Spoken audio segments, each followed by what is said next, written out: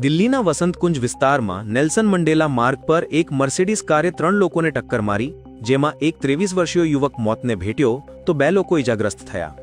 ઘટના આજે 30 નવેમ્બરની વહેલી સવારે 2:30 વાગ્યાની આસપાસ બની.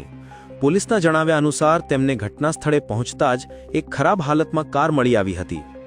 ત્રણેય પીડિતોની ઉંમર 23 થી 35 વર્ષની વચ્ચે છે અને તેઓ એમ્બિયન્સ મોલમાં આવેલી એક રેસ્ટોરન્ટમાં કામ કરે છે. તેઓ ઓટોની રાહ જોતા ઊભા હતા ને ત્યાં જ તેમને કારે ઉડાવ્યા. ઇજાગ્રસ્તોને તાત્કાલિક હોસ્પિટલ લઈ જવાયા હતા, જ્યાં ઉત્તરાખંડના ચમોલીના રોહિતને મૃત જાહેર કરાયો હતો.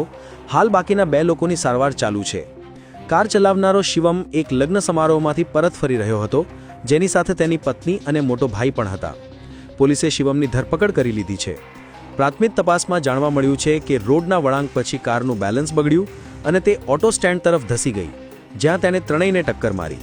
હાલ પોલીસે સમગ્ર મામલે ગુનો નોંધી કાયદાકીય કાર્યવાહી શરૂ કરી દીધી છે.